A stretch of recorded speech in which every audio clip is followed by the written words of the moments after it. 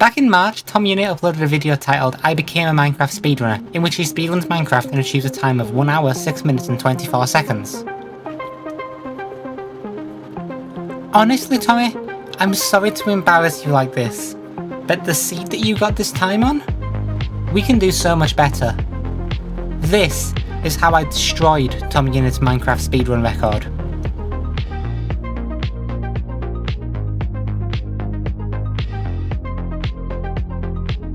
Oh, by the way, only a small percentage of people who watch my videos are actually subscribed, and there's no pressure in any regards to subscribe. However, if you do end up enjoying the video, consider dropping a like and subscribing.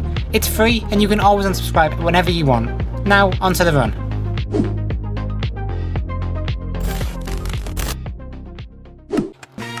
Surprisingly for a scouted seed, this is actually going to start off in the exact same way that Tommy starts off his run.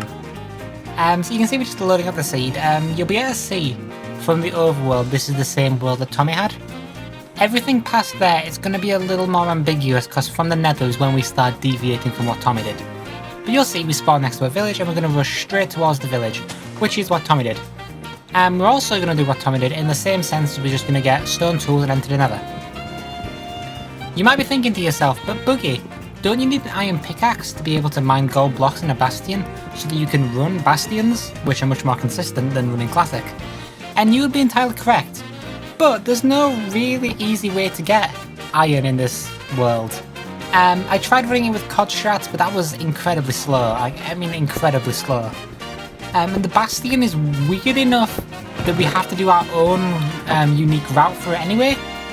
So if we've got to route the bastion differently to how we should route the bastion normally, we can just get iron from the bastion and incorporate that into the route, which is what we're going to do. So we're just going to make stone tools. We're also going to mine a lot of wood. We're going to mine a lot of wood because we've got a soul sand valley to traverse across, and having all of these blocks is just really helpful for that.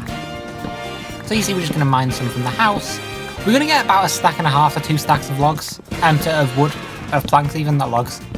But for now we're just going to take our 57 and we're going to go kill the golem. Down here. A couple of times doing this run the golem spawns in really odd locations. Really weird non-linear locations for us to actually be able to get to easily. Which in that case we just reset. Talking about resetting, we did over 100 attempts on this seed. This seed is without a doubt the hardest seed I have ever had to run. Not because of anything in the seed actually being complicated, because I kept getting rolled on things. Because there's a lot of luck-based elements to this seed in order to get the time that I wanted to get on it, that until everything goes perfectly, you don't get it. Out of the 136, I believe it was, attempts on this seed, I entered the end 5 times on sub 15 pace. 4 of those the dragon didn't perch. One of them, I threw a 5-bed, which was honestly disappointing because that was a sub 14. But you see, we've got some food, we've got some wood, we've mined our gravel, we've got our flint and steel. Everything's going fine on this run.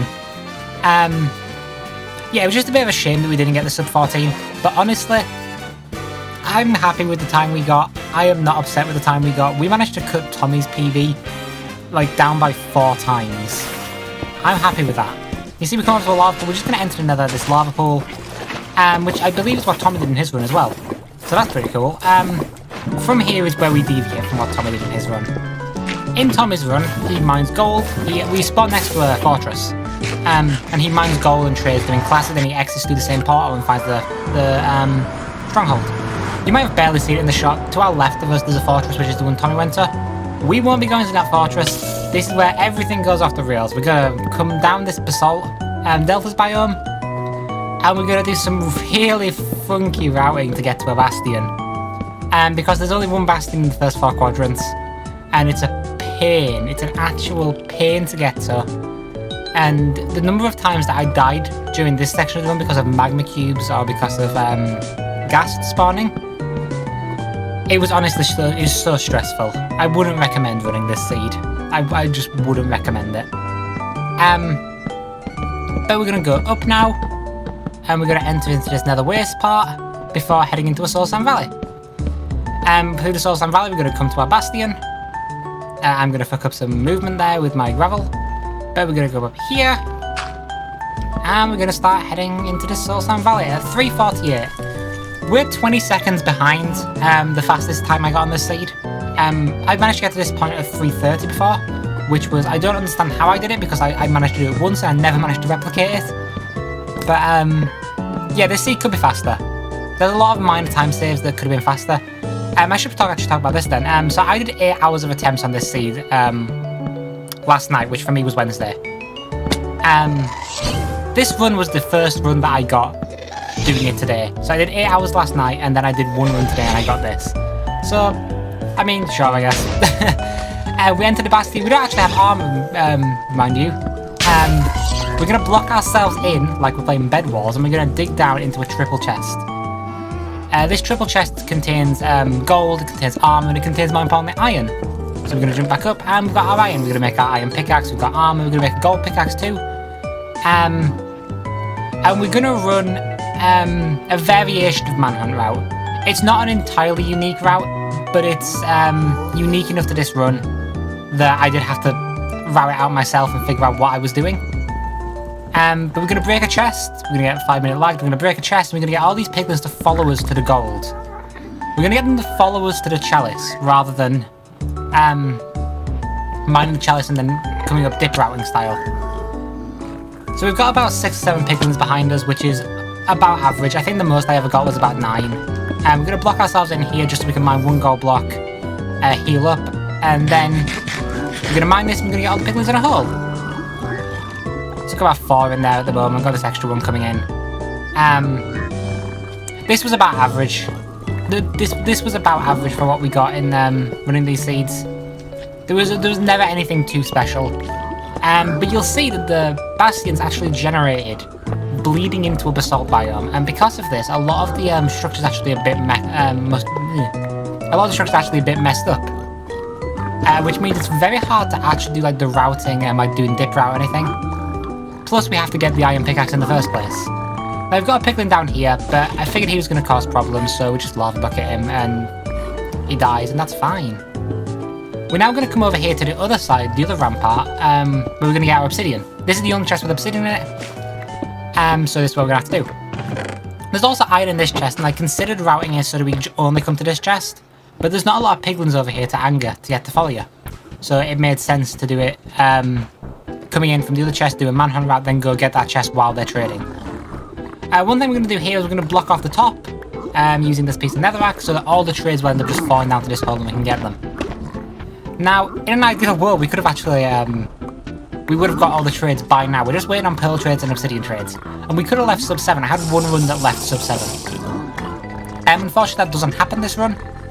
We just got to wait on trades for a bit. Now we're waiting on string for beds, we're waiting on pearls to get to the fortress. Because we're not actually going to the same fortress. We're not going backwards. We're going to go to an extra regional fortress, like a second ring fortress. Because it just makes more sense in relation to the blind location. It's about the same amount of pearls to get to both. But the blind location's a lot easier to get to from this fortress than the other one, so it made more sense to come to this one. We've basically got all our pearls. We're just going to wait on one more pearl trade, which I believe takes a minute to get here. I believe we don't get it right off the bat, which is kind of a shame, because this, like I said, this run could have been so much faster. This run could have been sub 14 if we just got better luck with our trades. But we've got all the obsidian we need, we've got all the string we need, we've got all the fire res we need, we've got blocks, we've got soul speed boots, and we've got soul sand. All we're waiting on now is just one pearl trade. And eventually we get it. Right there. And now we're out. So we're going to pearl down onto here. And every time we pearl we're going to block clutch because there's a lot of places that you just die of fall damage, which is a shame. But we'll come over here. We're going to heal ourselves up. And we're going to head down here. This was the first time this gas spawned here, which was a bit odd. It was a bit odd, to say the least. But we're leaving, we're going to Bastion at 8 minutes, which is decent pace. It's not amazing pace, but it's decent pace. We're going to go up here, and hopefully you'll see the fortress in a second. Yeah. So, about this run then. So, about the routing. So, figuring out how to route this run.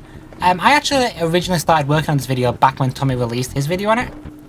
And I could never figure out how to do the routing. There's a fortress going to pearl towards it. I can never figure out how to do the routing. And I managed to get a sub 25, but that felt really slow and I wasn't happy with it. And so we gave up on it. And then I realised that we could just route it differently. And so I came back to routing it a couple of days ago, and we managed to get this. Which is real. I think this is really impressive. I think this is a really good run. I think it could be better in a lot of places, but I think the elements that could have made it better are all RNG based rather than skill based. Now what I should have done here is I should have blaze bedded. I am fully aware that I should have blaze bedded this spawner. And I'm an idiot for not blaze bedding this spawner, but I did not blaze bed the spawner. In fact, I just mine out the spawner.